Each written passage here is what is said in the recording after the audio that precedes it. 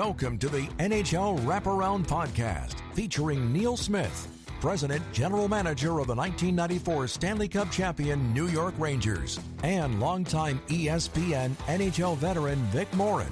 Together, they share no-nonsense opinions on news and issues around the National Hockey League.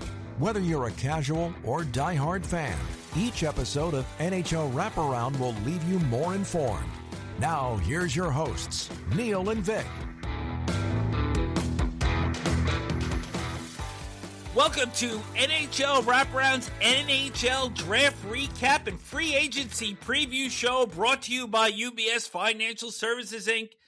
Vic Morren, Neil Smith, and I see we brought a special guest today, fresh from the Key Bag Center in Buffalo, where he was part of the NHL Draft this past Friday and Saturday.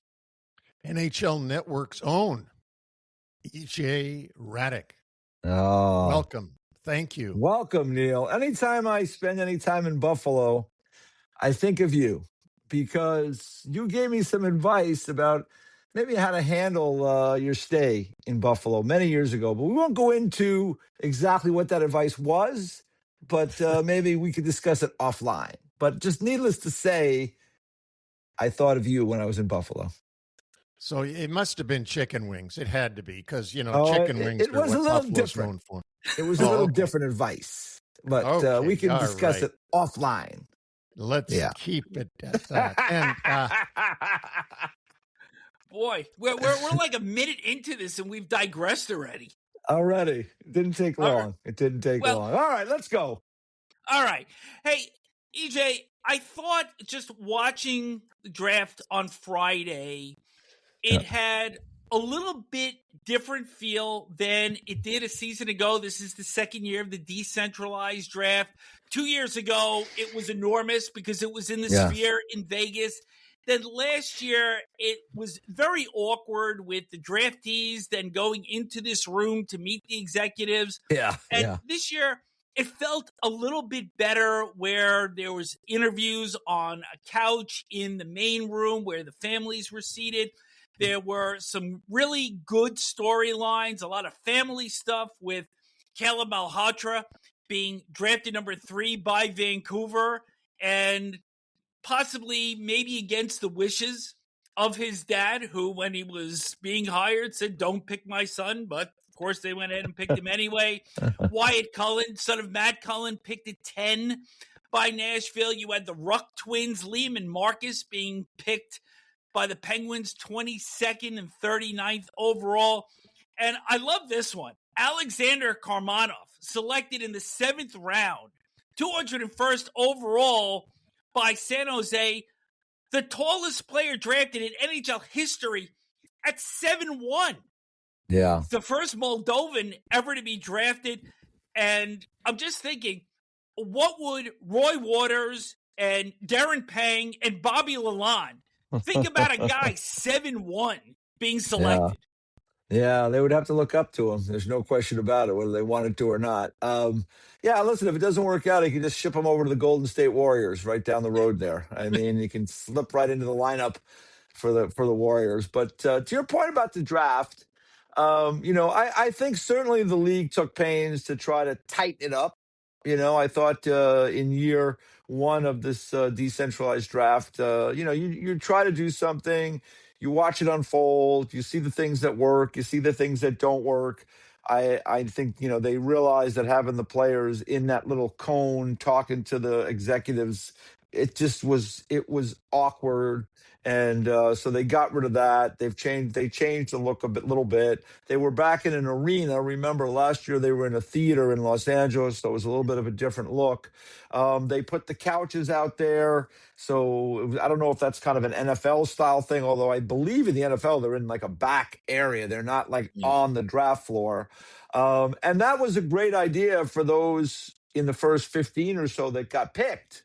But I don't know if you guys could pick it up on TV, but like what was happening was as soon like McKenna gets picked, he goes up, he takes the families get kind of escorted. They got like wristbands and moved to another area underneath, and they would bring in another family and another pick. or another prospect, so to speak. So they were rotating throughout the draft, which was, again, I was on the floor. It was kind of funny to watch it. It's like people were coming and going like it was the train station or something. But for example, Wyatt Cullen got picked at 10. They put the Xavier Villeneuve kid in that spot, in that couch area. He did not get picked until the second round. So he was just sitting there with his family for basically 2.5 hours. And I don't think that was a great look. It's one thing to be sitting in the crowd amongst a lot of people waiting to be selected. It's another thing being put on display in that area on the floor and sitting there and kind of squirming and waiting to see if you get picked. So I don't know what they do with that. Justin Bieber being there was a big deal. The Leafs having the first pick, it was in Buffalo nearby. So all those things made for like more of a show. But that show kind of after the first 20 minutes, right? Now we get into the draft. I'm old school, guys, Neil. I mean, I like the older way we used to do it with the draft tables and with everybody being there. I understand the logistics of it in the world we live in now in terms of, these guys have a lot of business to try to take care of with free agency around the corner. But we'll see if we've done 2 of these now. We'll see if it continues. But I do think, to your point, Vic, they did try to make it have a different feel. And some things were good. And like everything you try, some things were good, some things worked less good. And of course, Matthew Schaefer, apparently only in his second year entering, coming up for the 26-27 season, already preparing for post-retirement because he interviewed Gavin McKenna, the number 1 overall pick this year. So I wasn't sure what I was more taken by, that or every time they took the ESPN set, I could see you on the scoreboard. Yes. Yeah, I was photobombing all night trying to I do whatever I can to get on. Matthew Schaefer, man, I was watching him, Neil, and you get to see him a lot being out at the Islander games. And like that kid is just a natural, man. He is just, I think it was Stuart Scott. Somebody says cool as the other side of the pillow or whoever said that. I mean, like he is just a cool customer. I mean, he's obviously a special, special hockey player, but like he is just so comfortable in his own skin. And just saw him walking around. I mean, he is just a special cat. So I'm looking forward to watching him play again next year and seeing how his career unfolds. But, he can go in a lot of directions in his life if he wants to. I just think he's got it down. He could become another PK Subban, who was the other guy who did TV while he was playing in the league. And maybe he could make it big like him. Let's talk a little bit about Caleb Malhotra. I haven't seen him play. I've heard a lot about him. You drafted his dad. Yes, that's what I want to talk about. 1998, 6th overall. And of course, Manny went on to have a great career, I think. Lasted, 15 years or more? A long time. Maybe. Yeah. Became a specialist. And I won't go into when we drafted him and everything, but have you heard, EJ, is that true? Did Manny actually want Vancouver to bypass him so that he didn't have the problem? Because he's going to face a ton of issues having his kid on the team. I did not hear, Neil, anything direct. Now, I'm not privy to those conversations he had with Ryan Johnson. Those guys know each other for a while. So I think at the end of the day, you have to take the best player. And if they feel that was the best player at that moment, then you got to take him. So I don't suspect that he is going to be on the Canucks next year. I think that he's got some development to do. The Canucks, I think, be wise to let him develop at the proper pace and get him, next year. I don't know if he's planning on going to NCAA route, if he's going to stay in the Canadian junior, maybe be part of the Canadian World Junior team. I mean, those are great experiences.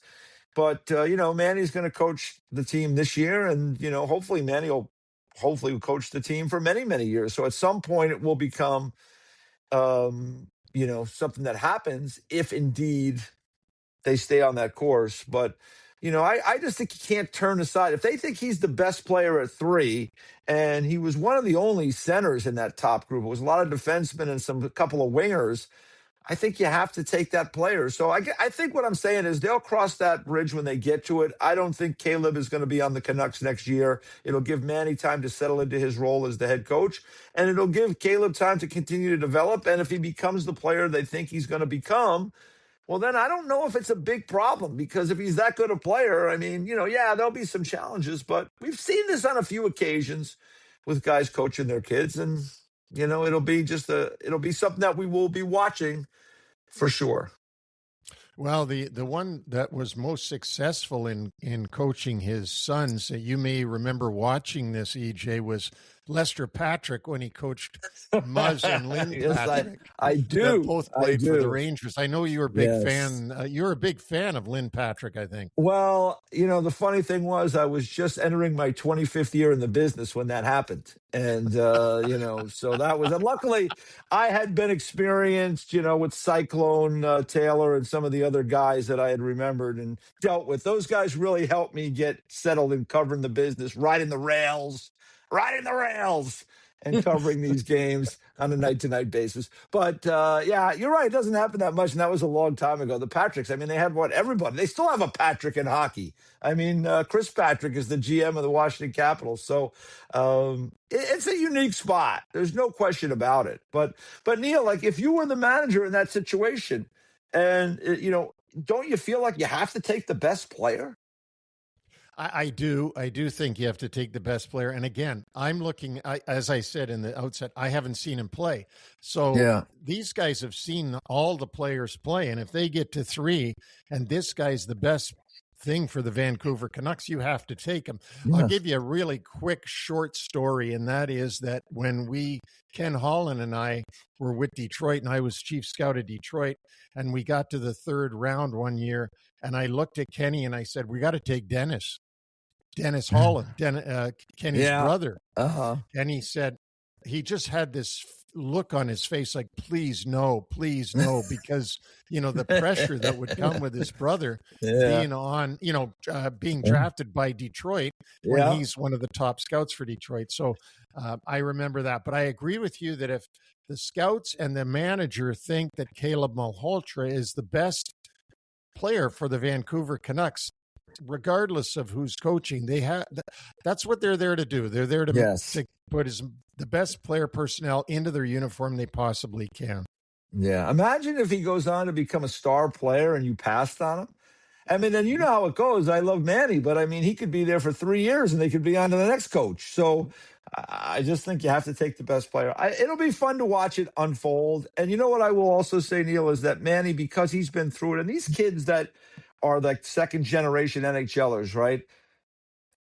They have a leg up. They saw the whole thing. They grew up around the whole thing. And I think Manny's one of those guys too. He's a pretty straight shooter, and he's had to kind of morph into like different roles and as a player at different times. So, I think if anybody's suited to handle it, I think it'll be Manny Malhotra.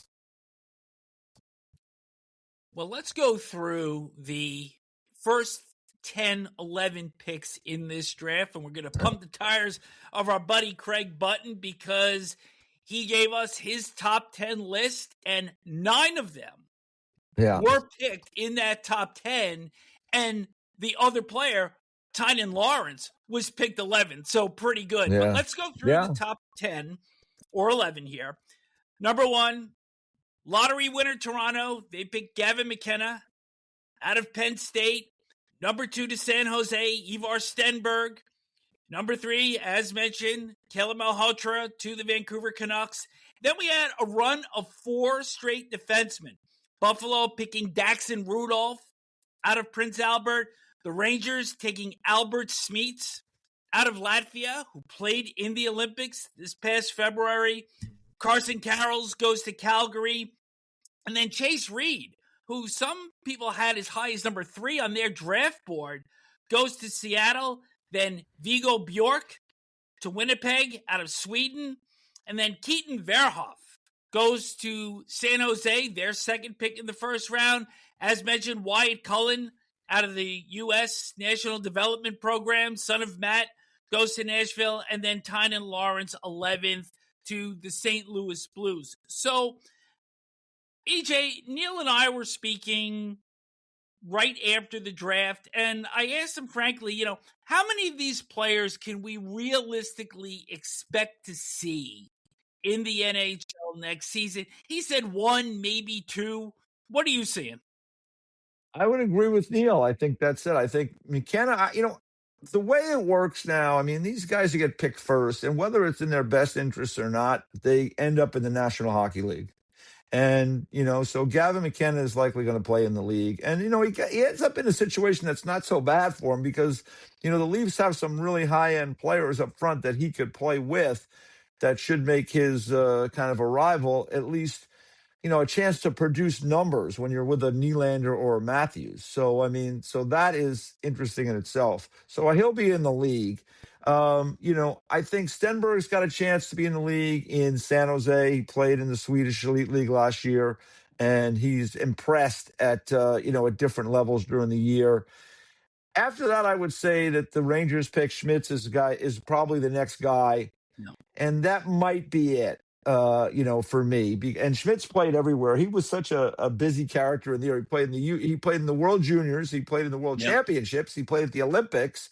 I mean, he just played at just about every possible event you can play in. And it's really interesting that the Rangers selected him because the Rangers had a very big presence at the Olympics with Mike Sullivan coaching Team USA and Chris Drury being involved in the management group and some of the players playing as well. So, it's one of those things where he got a lot of looks, Neil. I would lean to you on this because, I've kind of come to the mind that, like, when you get to be seen a lot, maybe it gives you an advantage if you perform well, and some guys weren't seen as much. Well, from what I understood from our friend Craig Button, who does a great job for us on the draft, he said right on our show, he said Albert Smits is a man-child. And, I remember other men-child being drafted, and that's seriously, like Eric Lindros was a man when he was 18. Several others that you saw, and you knew when you saw them play like this. Well, actually, I thought Manny Malhotra, to be honest with you, was like a man his draft year. He was so smart about the game and how the game should be played. I wouldn't be surprised at all that Albert Smits plays, and there'll be a couple of reasons. One, the management of the Rangers will be trying to prove that they're actually doing this retooling that they say they're doing, which is really rebuilding. And they'll try to say, well, look, we got this young 18-year-old playing on the team. So, look, we're headed in the right direction. I think that'll put some pressure to put him into the lineup. And from what I hear, he's a big kid. Obviously, Gavin McKenna is going to play. But, EJ, one thing that I don't hear enough about with Gavin McKenna, and just intrigues me, like we all hear, Penn State, the little problem that he had during the year with the physical altercation that he had off the ice and stuff like that. But what we don't hear enough about is where he is from. I find this most fascinating. Can you enlighten the listeners to where Gavin McKenna is from? Well, Canadian geography better than I do, but it's like, I guess it's like the Yukon, right? It's like up in the great Northwest. Like, they have not had very many players come out of there, and certainly not anybody drafted first overall. So, and somebody made a good point too. It's like they were, a kid that comes out of that region as a young kid isn't going to be overwhelmed with skating coaches and all kinds of different, help that you might have down here or down in, a more populated center. So just a unique character. He's very, he's part of an indigenous community up there. He's very something that he really is means a lot to him and very thoughtful about. So he's an interesting guy from that regard. And it was a big move when you think about it, to go from there, Neil, and then to go to Medicine Hat, right? That's a kind of a jump. And then from there to go to Penn State in the middle of Pennsylvania and be involved in that environment. He's made some pretty big leaps in the last couple of years. So, and now to the Toronto Maple Leafs, right? So, that's like taking some huge jumps. But he's definitely an interesting character. And, you're right. He comes from a place that's, you don't produce very many hockey players because there's just not a lot of people up there. Yeah, it's not in the middle of nowhere, but you can see it from there. Yes, yes. It is a fascinating story. to be true. And then to go, just so that the listeners understand, you go from a remote area of Canada, where certainly I've never been, and into the middle of the New York City of Canada, which is what Toronto is. So you go from one of the least populated places to the very most populated place that you could be in, and that will be something that he will have to get himself used to for sure. Yeah, I mean, I think that move to Penn State probably helped him. I think the ability to go play NCAA hockey is a huge benefit for these guys. Though now these kids have more choices. I think each kid, Neil, and you've been involved in scouting and being a manager for many, many years, and you've seen it in different eras when different choices were presented to the kids.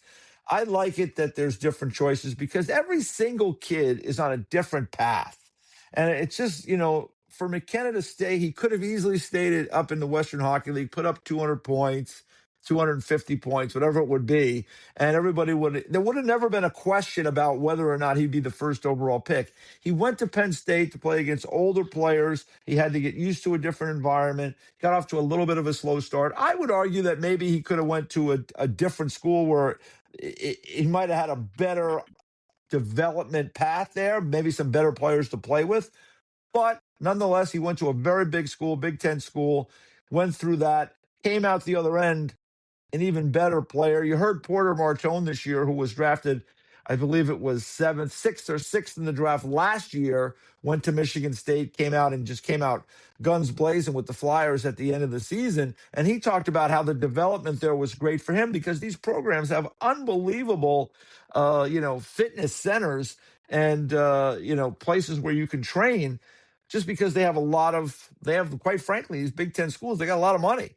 So, the football money. So he goes there, he goes through that process. I just think he's going to be, obviously best suited as he can be to jump into this. I think, for an 18-year-old kid to go into Toronto, and that's a lot for sure. Like I said, luckily he's got Matthews there who's been through it. I think Matthews could kind of shepherd him through some of that. I like the video that Matthews did the other night, welcoming McKenna into the team. I thought that was pretty authentic, the way I saw it. So it's going to be a challenge, but again, I'm always looking to side on the idea of caution for these young people. I mean, I thought Matthew Schaefer last year would have been a good idea to go play, in college hockey last year for him. Had only played 17 games the year before in junior because of injury. In the end, he's just kind of a freak of nature. He's just an unbelievable player. It didn't matter. But, McKenna's got a lot of ability. I saw him as a 16-year-old playing, or I think he was still 15, playing in the U18 tournament, and I just got blown away. For me, the comparable is kind of Kucherov. He sees the ice from the wing, and I think guys who can read the game with him at a high level, like a Nylander or a Matthews, they're going to benefit because he's going to get them the puck in really good situations. So I'll be curious to see how that all unfolds. But, boy, the Leafs, what a crazy, and you go back 2 months, what a crazy 48 hours. They hire John Chaika. Everybody's kind of scratching their head. They have a press conference where there's all kind of a wild press conference. And then, less than 24 to 36 hours later, they win the draft lottery. So it's been kind of a crazy couple of months for the Leafs. And I just want to add something to the tail of this. Isn't it serendipity that Gavin McKenna, who played at Penn State, gets drafted in Buffalo, whose owner, the Buffalo Sabres owner, That's right. Pagula, started the Penn State program Basically, by donating the money to Penn State to start their hockey program. Yeah. So I'm sure Terry Pagula must have at least said hello to Gavin McKenna in the building there after he was there, because Terry did put so much money into the school. Yeah. Yeah, no question. And now Gavin can torture the Buffalo Sabres for years to come, right up the road there in or Toronto. Vice versa. Or vice versa. Toronto. I mean, the Buffalo Sabres have put together a pretty good group too. That was pretty in-depth and covered a lot of ground there in terms of the draft. So now let's move to some other news, because there have been so many trades thus far since the Carolina Hurricanes lifted the Stanley Cup a little bit more than 2 weeks ago. But to give this some scope, last year, between June 12th and June 30th, 17 trades, 7 of them regarded as significant or major. This year, depending on whose count you're trusting, we've seen 31 deals between June 13th and as of this recording, Monday, the 29th of June. 10 of these regarded as major. So I'm just going to run down a bunch of these deals. We're not going to hit on every one of them, but just to kind of update our listeners on who's been moved. Of course, it kicked off with Darren Radish going from Tampa Bay to Toronto. Then Pavel Dorofeyev, an RFA, going from Vegas to the Rangers for some picks, which Vegas badly needs anyway because they're so short on draft picks for the next 3 years. Olin Zellweger from Anaheim to Buffalo. Mason McTavish from Anaheim to St. Louis. Brandon Carlo, defenseman from Toronto to St. Louis. John Carlson from Anaheim, his rights traded to the Carolina Hurricanes. He is still unsigned as of this morning. Bowen Byram and Jordan Greenway from Buffalo to Chicago was part of a deal that sends Louis Crevier, big defenseman, back to the Sabres. Alex Tuck from the Sabres to Washington. Jordan Kyrou from St. Louis to Washington in a deal that sends Connor McMichael the other way. Then Val Nichushkin from the Avalanche to Columbus. And then Jack Drury, an RFA from the Avs to Nashville. J.J. Peterka from Utah to Boston. And just because this isn't a major deal, but just because one of my favorite names, Yes. Ivan from the Avalanche to the Bruins. So when you put all this in a cauldron, though, this is an enormous amount of activity. And Neil, you shared an interesting reason with me why you think there have been so many deals and so many significant players on the move in advance of free agency. Well, I'd love to see if EJ agrees with me on this, but my theory is that because it's such an underwhelming free agent class, UFA class, coming up on July 1st, managers want to jump in and do things to help try to improve their team. And if you know there's nothing coming July 1st, really, of that you can get your hands on, you try to make some deals somewhere to try to get what you want or change things the way you want. And perhaps that's my read on why there would be so much more activity this year than, say, last year, because teams are looking at July 1st and saying, well, we probably won't be able to do much, so we better do something now. Yeah, I think there's definitely something to that, Neil, because normally the managers, there's a couple of deals, and, Vic pointed out that, what happened last year. There's some deals, but most of the time the managers want to wait until, okay, let's see what we do in July 1st, because those are free players. I mean, we just signed them. We don't have to give up any assets to get them. Then once the dust settles from that, then they start looking, okay, what we didn't get this. Now we got to think about that. And so that's where you see more trades kick in. This year, I think you're right. I think so many players just re-sign with their teams. The movement of really high-end players. I think last year, the only player in the top 50 scoring last year to move was Marner, I think. So I'd have to double-check that. But that was last year. I mean, this year, I think that you're right. I think the managers look at it and they say, boy, there's not a lot there in free agency. A lot of these guys have re-signed with their teams. Let's get ahead of it. And there's some teams that I think, like look at the Leafs are a team. They got new management there. They're trying to, John Chaika, from all accounts, likes to trade anyway. So he's trying to get in front of things. The Washington Capitals were trying to get ahead of the free agent class with some of the higher end guys. And so it's particularly Alex Tuck. So they make that deal when Buffalo figures out that, they just can't, they're not going to go to that number to sign him. So, and we've had all these deals, guys, that are speculated, like Morensky and Larkin and Nurse. And so I just feel we were in a changing period in the history and the evolution of this league. There's 32 teams now. It's hard to get talent The salary cap, we've seen it now for 20 years. We had a window there in the pandemic era where it was flat. It's going up in leaps and bounds now, right? It's gone up 10 million this year. It's going to go up 10 million next year. That's a lot more room to operate. So when the managers have a little more flexibility, they have more room. They want to make their teams better. There's a limited number of difference maker type players out there. So I think thus it becomes more urgent to try to make something happen, and you try to get ahead of it as soon as possible instead of waiting. So I think that all those things kind of come together, and that's why I think you've seen so many trades. Also, EJ, to Neil's point about what's out there now in terms of unrestricted free agents, and I went back and looked at the top 10 free agents of a year ago coming into July 1st. And it was Mitch Marner, Nikolai Ehlers, Brad Marchand, Brock Besser, Mikhail Granlund, Vladimir Gavrikov, who ended up with the Rangers, Patrick Kane, Ivan Provorov, Dmitry Orlov, and Jake Allen. A year ago at this time, 5 of those 10 players were under 30 years of age.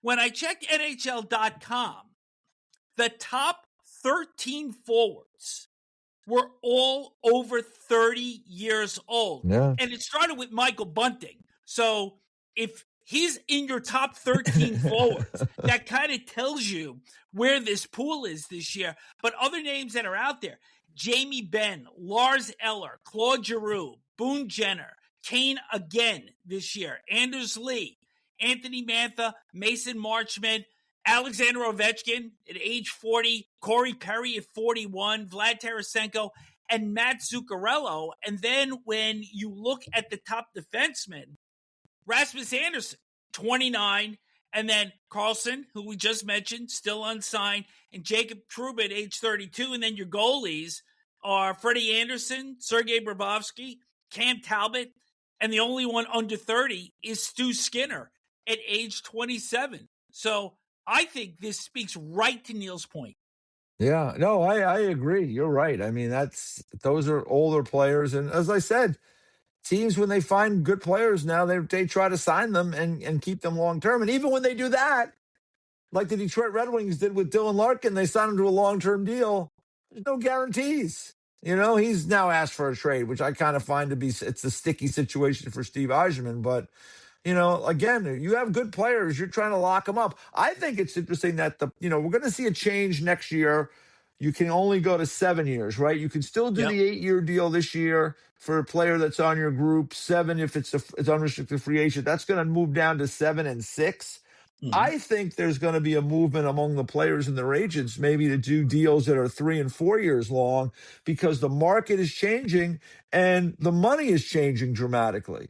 And you look at things now, there are guys who sign deals and, some of these defensemen, $8.5 million. And we were like, oh boy, that's a lot of money. Now you're looking at paying some of those high-end defensemen are going to get, 14, 15, $16 million. That's a lot of money to leave on the table. So I get the sense that the agents and the players, if things continue down this path, are going to want to do shorter term deals to get a second and a third kick at the can when the money has gone up so dramatically. I mean, Cale Makar they have a chance to do an extension starting on July 1st. I would not be surprised if they make an announcement on July 1st. Cale Makar has signed X years for X dollars. I mean, maybe that won't happen. And maybe they'll wait, or the player will want to wait a little longer. But he is certainly going to be setting the market for that very top bar for defensemen moving forward. And we already mentioned Matthew Schaefer, right? Like he's only played 1 year. When he gets to that point where you're going to have to re-sign him, that's going to be another, kind of monster contract because of all the things he does for that franchise. So it is the business of the game is changing. And that's why we're seeing fewer guys in the marketplace come, for that free agent day. And you said it really well, Vic. All those guys, I mean, there's a lot of older players there that are really just bit pieces to your team right now if you go out and get them, not really game changers. And This is a show about the draft and free agency, but EJ, I want to get your opinion on this. I'll bring this up. I think it feeds right into the conversation that you were having, and that is that we hear now that the league is contemplating going to Houston, contemplating maybe Austin or Houston, contemplating other places, contemplating going above the monster 32 teams that they have right now, which I would have cut off at 24. But anyway, I really would have. But so now you're going to go to that. So now your chances there's two sides of this. There's the business side, which is money. This is America. This is for profit. This business is for profit. Gary Bettman does the best job he could possibly do of making it for profit for his owners, and that's who he works for. So he makes it a fabulous thing as far as capitalism goes. But then you've got the sports people, the hockey people, the guys like me, that when you get hired by a team, your goal is to win the Stanley Cup. Your goal is to make the best team you can. Well, I don't know how the hell you do it now when you've got all these teams, and you've got, for example, this year, I don't remember, maybe I can be enlightened to another year when this happened, that you've got 3 unrestricted free agents that will end up in the league again next year that are all over 40. You've got OV, who's going to be back with the Caps, I have no doubt. Brent Burns already re-signed with Colorado at 41. Yeah. And you've got Corey Perry, who's going to get signed somewhere again to be the agitator. And I mean, aren't we getting into a dangerous zone? Like, we're talking about how you lock up your players. There's no free agents. You do long-term deals. Isn't it because there's just not enough quality guys out there when you're into a 32-team league? Yeah, hey, listen, I'm with you on that. I always did feel that fewer teams, creates better competition. I mean, I'm also a guy who says play, 70 games, and now they're going to 84 just because on a night-to-night basis, guys are, it's a hard game. And on a night-to-night basis, who knows how many guys on each bench are really at their best on that particular night when fans are paying, hundreds of dollars for tickets. But, that's another end of this. But you're right. I mean, you said it. There's the business, and then there's the hockey part of it. The business, they have a chance to make billions of dollars for the league owners by inviting Houston/Austin, wherever they end up, to the National Hockey League. And you got to remember the TV business too. Houston, in particular, is one of the largest TV markets in the United States, that there is no hockey team there. So I am not surprised from that standpoint that they look at places like that. Remember, in the NHL, there's 32 teams. Seven of them are in Canada. So, Major League Baseball, right, and the NFL has no teams in Canada. Major League Baseball has 1.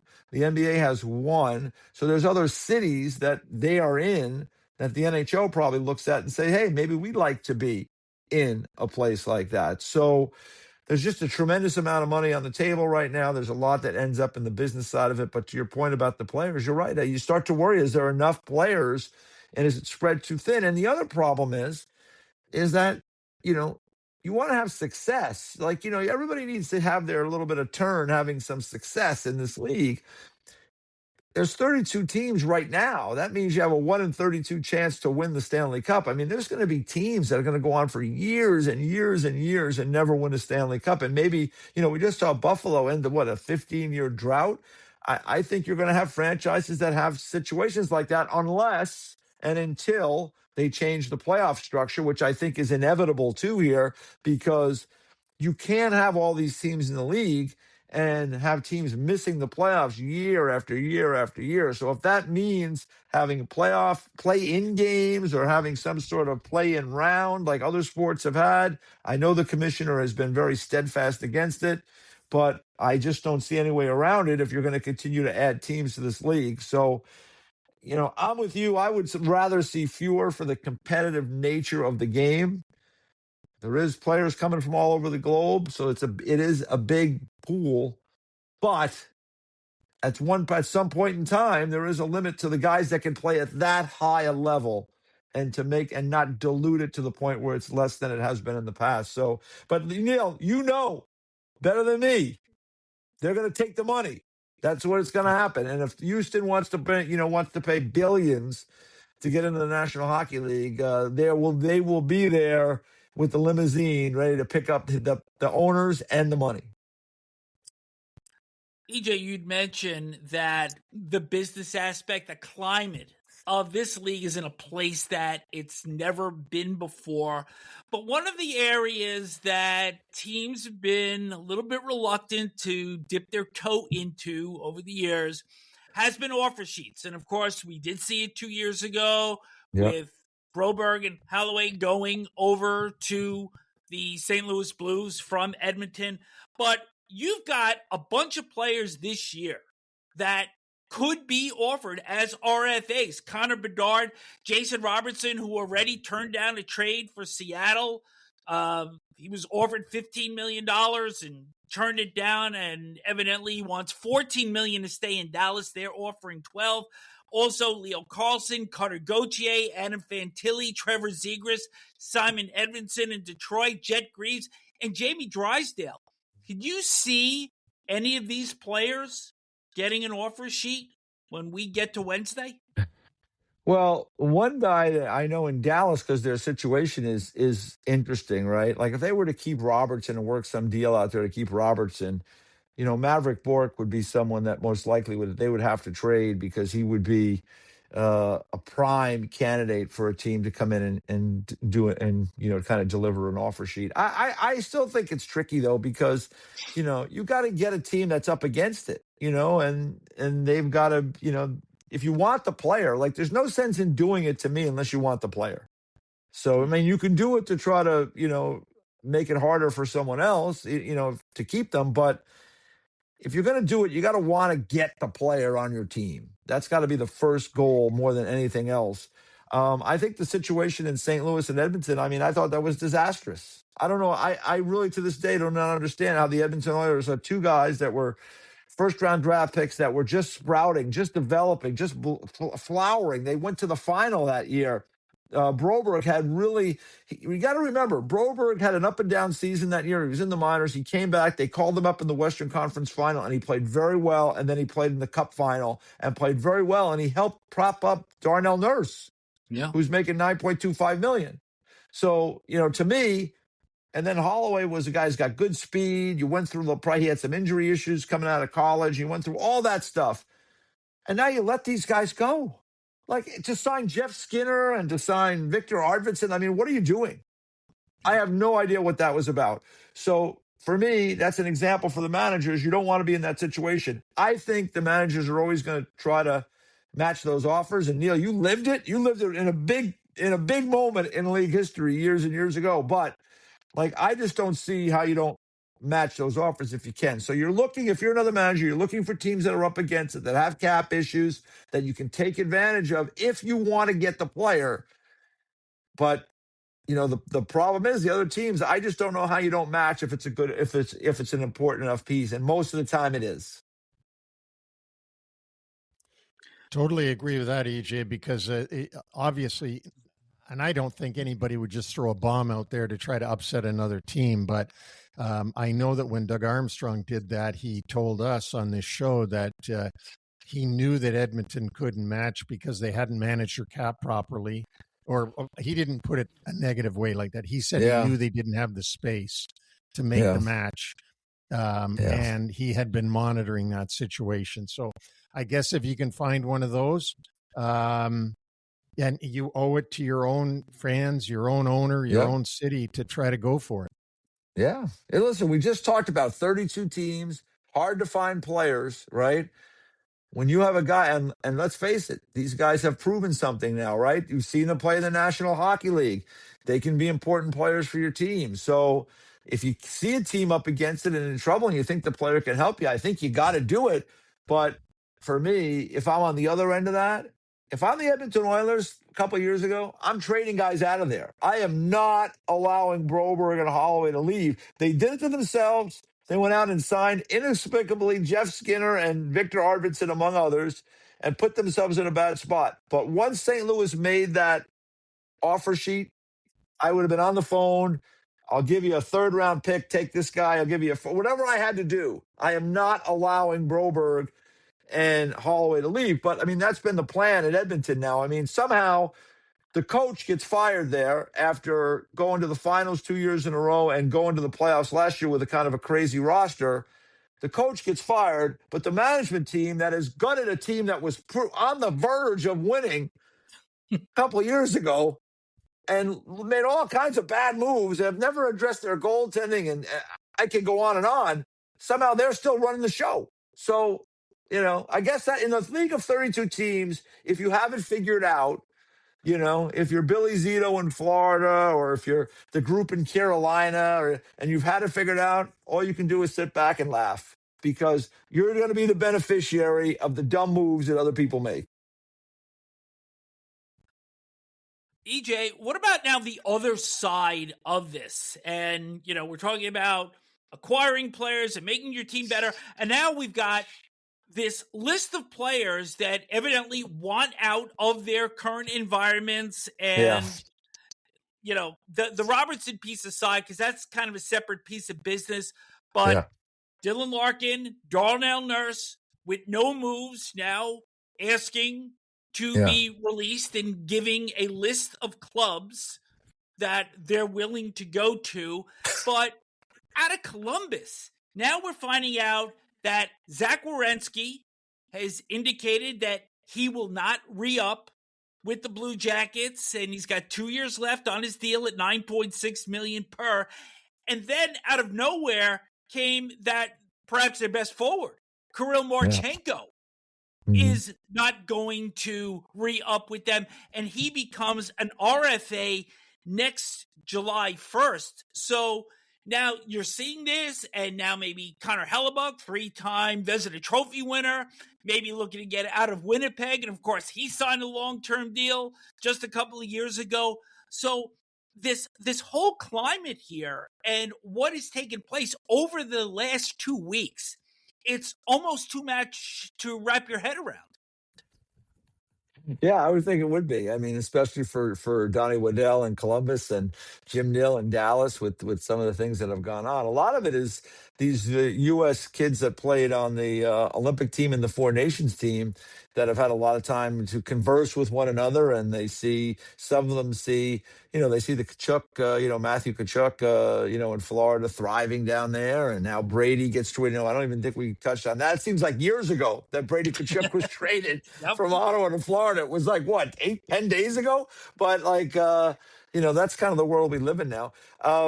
But yeah, like the Werenski one is interesting because he doesn't seem like he wants to be all that committal to signing an extension anywhere because they've talked about, possible places to go. And part of that for a team trading something to get him would be the idea that we're going to be able to sign him to a longer deal. I mean, if I was Donnie Waddell, Columbus is a way station in this league. It has become a way station where they draft or develop, they get guys, and then they just leave. They just leave. And that's it. Even going back to Rick Nash, he eventually went to the Rangers, right? Like, I'm going to put my flag in the ground and say, you know what? I'm going to call Detroit, and I'm going to try to get Steve Yzerman to give me Larkin for Fantilli, and maybe I'll give him something else. Fantilli was a 3rd overall pick. He's a good young player. Steve is up against it in Detroit. I'll give him a pick, or I'll give him another player, and I'll give him Fantilli, and I'll get Larkin. Now, Larkin and Werenski are friends. They're very close friends. I go to Zach and say, listen, I just brought your guy in here. We want to be a player. We don't want to be this way station, the stop along the highway for teams on the road to the Stanley Cup to pick our player up and take off. You go out, you get Larkin, you got Werenski. Now maybe hey, listen, you guys, sell us to other players. Columbus, great place to live. We've got good things here. Like, we're trying to build something here. Maybe that's, if you're Columbus, at some point in time, Neil, we just talked about 32 teams. There are going to be teams that are just going to end up being like, so to speak, minor league teams for the big dogs. So, yeah, you can trade Werenski if you're Columbus.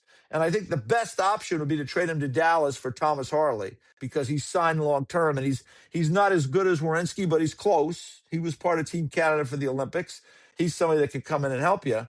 But at the end of the day, all you're really doing is constantly flipping players and constantly being, out of a 16-team conference, you're between 7 and 11 somewhere. You're never as good as that good. You're never that bad. I just think at some point in time, if I'm the owner of that team, if I'm the manager, I'm like, hey, we got to put our flag in the ground here and say that's not who we are. We're trying to win a Stanley Cup here. So I don't know if Don Waddell's even thought of that.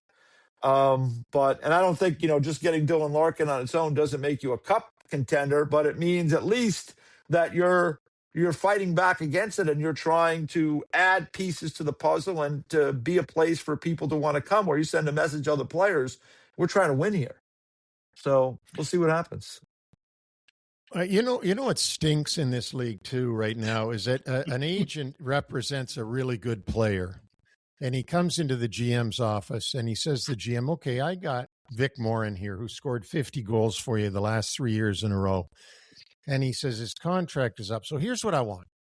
I want $15 million. I want bonuses at all different levels for anything from when I go to the bathroom to when I get on the bus. I want freedom to do whatever I want. I want my own presidential suite on the road. And also so that your hands are totally tied. You can't send them down. You can't move them. You can't trade them. You can't waive them. You can't do anything. Yeah, it's pretty good being me. But you gotta take him, Mr. Manager, because he's your best player. That's right. So you're stuck, and I'm taking everything off the buffet table. Now, down the road 2-3 years, all of a sudden, Mr. Morren doesn't like the way the team's going. So he says to his agent to tell the manager, yeah, we took all those new moves and everything, and no wave, no move, no this, no that. But guess what? We want out now. And we're going to give you a list of 4 teams. Well, I'd tell him to go, you know what, pound salt, because you know what? You said you didn't want to ever move. You wanted to stay exactly right here, and you never wanted to move. Now all of a sudden you want to move. You're not moving. But it's so ridiculous to me that this is the way the situation is now. I like Dylan Larkin as a player. I love Zach Werenski as a player. Darnell Nurse is a good player, maybe not a $9 million player, but a good player. We can go on to Brady Tkachuk. Who doesn't like Brady Tkachuk? Who wouldn't want him on their team? But like he walks in and says, I want you to trade me now to my brother's team where my parents live. I would tell him, guess what? Go get a different place in Ottawa here because you're not going anywhere. It just stinks, EJ. I just think it stinks.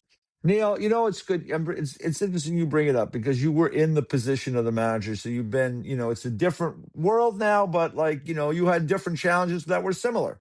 And, I think the Larkin one is unique in that, he asked for, I can remember going on talking about, hey, they got to pay Larkin. He's an important player, blah, blah, blah, blah, blah. They paid him. He's got 5 years left on that contract. It's different than a guy like, let's say, Werenski's got 2 years left, and they want to know, are you going to stay? And he's not. And I think it's fair for him to say, I don't know if I'm going to stay. Maybe I'm not going to stay. Then it does put pressure on the team to be like, okay, do we want to ride it out for 2 years with this guy and get the best 2 years out of him, and then maybe lose him for nothing, or have to trade him for 20 cents on the dollar at the deadline? That's the challenge. But the Larkin situation for a guy who asked for the money, that got the contract, that's got 5 years remaining on the contract, that to me is an entirely different situation. And I'll be very curious to see what Yzerman does, because I think all of our feelings are like yours. Like, hey, sign the deal, practice is at 10 o'clock on September 5th. We'll see you then, right? But the reality is it swirls in the room. It swirls in the media. It and then it swirls within the guy's life. And is he playing as well? And what happens next? And now your season is lost so these are the unfortunate, that's what Steve Staios, I'm sure, was thinking about in Ottawa. And they went through it last year just because of the fact that Brady is a high profile guy. They had the Olympics. They have that podcast they do. The media in Ottawa is kind of, on top of it, as those Canadian markets. So that's the unfortunate reality for the managers. Yeah, they'd love to tell the guy, listen, just go play. Just worry about it. We'll do. But there's so much else that goes with it. you end up having to have that conversation with your owner. Okay, what should we do? Because if we don't get out from under this, it's just going to ruin our season. We've got to figure out a way to go forward. Now, it's not an ideal spot to be in. And again, I think the Larkin situation is particularly different because of the length of his contract, and the situation there is different. Nurse, it's weird too, because they've been trying to get Nurse to move, and now Nurse is finally like, yeah, let's go. So that's a little different as well. I think the Larkin one is the one that's completely unique. These other guys, like we saw with Quinn Hughes, Vancouver, are you going to sign, in 2 years? What's the likelihood? Probably not. Well, now we have a decision to make. So those are the ones that are, they're tough, because especially when they can limit, and that's to your other point, Neil, not like, I'll only go to A, B, C, or D. Well, now you're really limited. In the case of Brady Tkachuk, it was 4 teams, but it was really 1. So Ottawa had just decided to take what they could get from Florida, and then they packaged that to San Jose, and they got some young players back. But clearly in all those dealings, the best player was Brady Tkachuk, who is now in Florida. Last point that I want to make, EJ, before I hand this over to Vic, is that this is the one league, and you tell me if you know the other major leagues better, but this is the one league where the manager gets drawn and quartered if a guy leaves as an unrestricted free agent. If you don't get him signed in time, if you haven't traded him, if you haven't done something, we're going to draw and quarter you because you let a guy go. If I sign a 5-year deal and I'm going to become a UFA at the end of the 5 years, maybe that's really what I want to do. I really do want to say, like, okay, EJ, I'll play for you for 5 years in your city. But at the end of 5 years, I'm going to take my chances and go someplace else. Yeah. And I don't think there's anything wrong with Quinn Hughes telling the Canucks, it's nothing against you guys.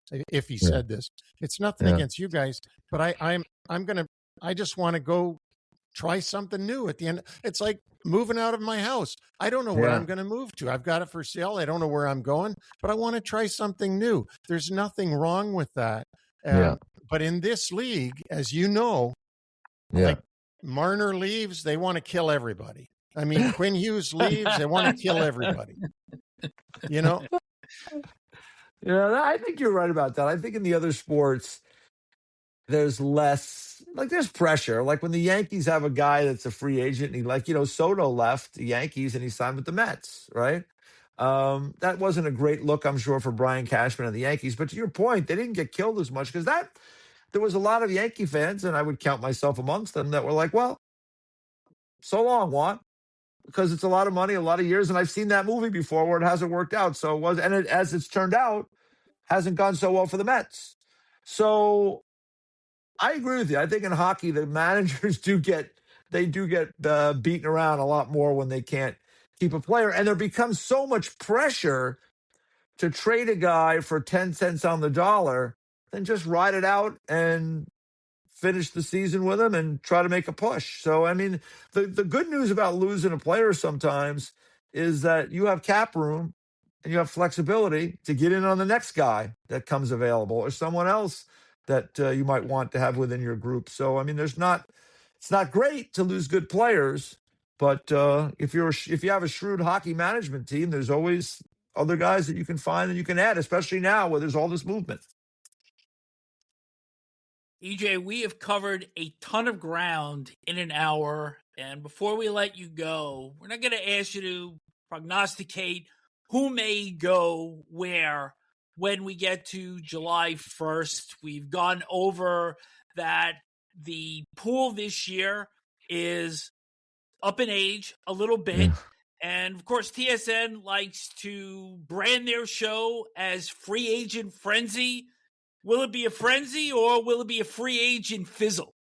Yeah. I think TSN is even going to fewer hours this year for that because they got the World Cup. So, so that even tells you something. It's more, I think the frenzy end of it will be the Robertsons, the Werenskis, these kind of players. I mean, the free agents that sign, there's not, to your point, you listed them off, right? I'm not, anybody who's getting Rasmus Anderson, good luck. You're probably going to suffer for that down the road. But, I think the names and like the guys who can be extended And there's a lot of guys that can be extended, most namely Cale Makar can be extended this year because there's that window going into the final year of that contract. That sets that clock in motion where everybody's going to start talking about, to Neil's point, is he leaving or are we keeping him? And in Cale's case, I'm pretty sure he's staying in Colorado. The question will be, what's the term and what's the dollars? The dollars will be large. The question will be, will they convince him to go 8 years, or will he just say, I'll do 3 and take another crack at it when the money's even bigger down the road? It's a little bit of a risk, but possible. So that's the curiosity for me with Makar in particular will be what the term is, because the money is going to be there.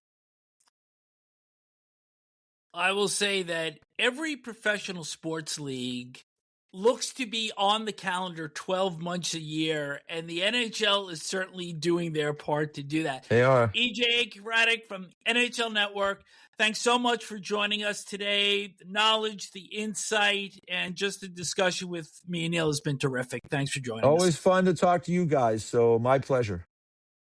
Thank you, EJ. This has been great. Yes, Neil.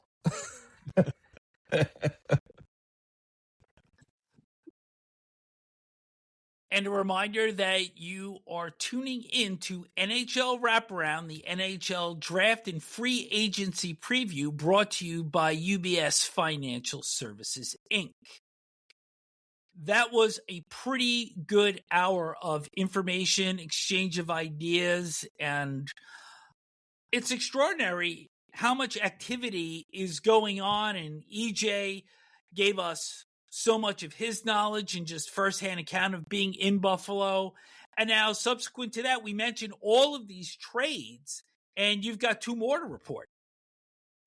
I sure do, and they are very recent. Let's go back to one that happened earlier today. Was Vancouver has traded Nils Höglander to Nashville in exchange for a 2029 third-round draft pick. So the left winger Nils Höglander goes to Nashville. And then here's one of significance. Longtime Montreal Canadian heart and soul guy, Brendan Gallagher, the right winger, has been traded to the Vancouver Canucks for a future consideration, whatever that may be. Probably Montreal just doing Gallagher a favor and sending him someplace where he's wanted, and thanks him for his many, many years of service to the Habs. Another piece of news that broke on Sunday evening, Ken Holland in LA reporting that longtime defenseman Drew Doughty will not be offered an extension by the Kings after this season. He's making $11 million a year. What are your thoughts on that one?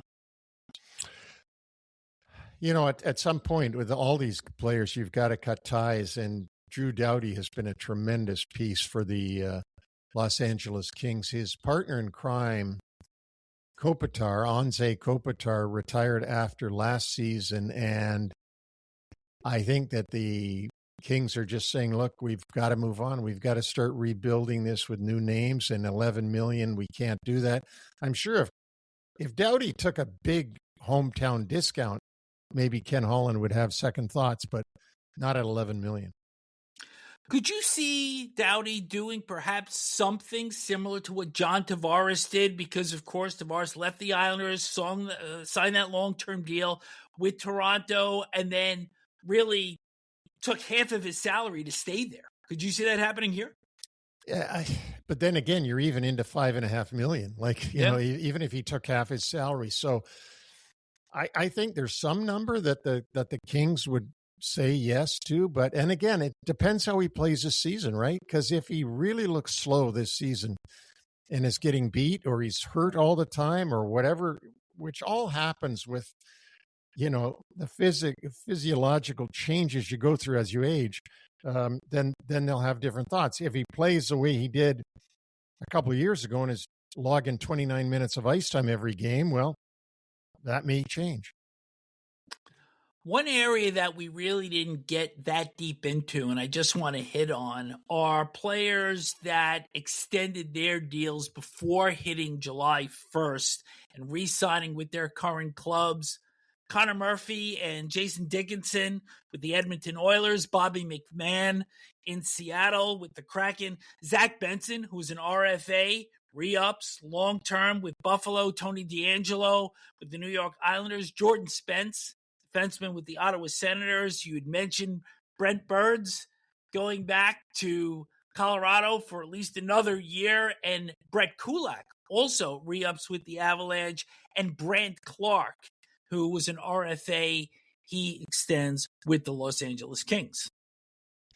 Yeah, so you get those guys that decide, like, I like it where I am, and this is where I really want to play. For somebody like DeAngelo, it's a smart move because, you don't know whether you're wanted anywhere. He's been through so many teams. Some news out of the Carolina Hurricanes camp. Heard over the weekend that forward Seth Jarvis will be out 4 to 6 months following shoulder surgery, and we'll probably see him again sometime around the new year, meaning 2027. And also forward Eric Robinson, knee surgery, out 6 to 8 weeks, should make it for training camp, but this will certainly curtail his off-season training. So a couple of Canes will be on the mend as they look to defend their Stanley Cup in the 26-27 season. Jarvis is a huge one. He's such a good player for the Carolina Hurricanes in all parts of the ice surface. He's just a great player, but obviously really needed this shoulder surgery. That's going to wrap up our show for today. Big thanks to EJ Hradek from the NHL Network for joining us. And thank you, as always, to UBS Financial Services, Inc. NHL Wraparound and UBS Financial Services, Inc. are not affiliated. UBS Financial Services, Inc., or UBS, is a sponsor of NHL Wraparound. No other affiliation, relationship, or endorsement is made, suggested, intended, or should be implied or inferred between UBS and NHL Wraparound or any of the individuals or businesses and or their respective products and services appearing in this program.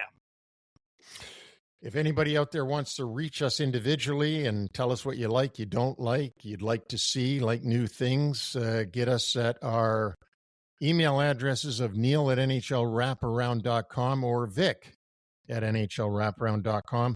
Our podcast is on every platform, including Apple, Amazon, iHeartRadio, Spotify, YouTube. Please subscribe, leave a review, like us, do all those things that you do on the internet. You can also find us on the former Twitter, which is now X, Instagram, Facebook, TikTok, at radiate.tv, and the site that we're on now is bzzr.com, buzzer.com. Look for us on there as well. And we have certainly had a major breakthrough over the past week coming off the Craig Button draft preview on Facebook. We sure have. Those numbers have been just terrific on the reels. So thank you for all of you for checking out our reels on Facebook. Our website is NHLWraparound.com. Our free agency recap show with me and Neil will be live on Buzzer and YouTube Wednesday at 3 o'clock. And our season wrap-up show, when the free agency dust kind of settles, will come either Monday or Tuesday. So on behalf of Neil and EJ Hradek, I'm Vic Morren. Thanks so much for tuning in.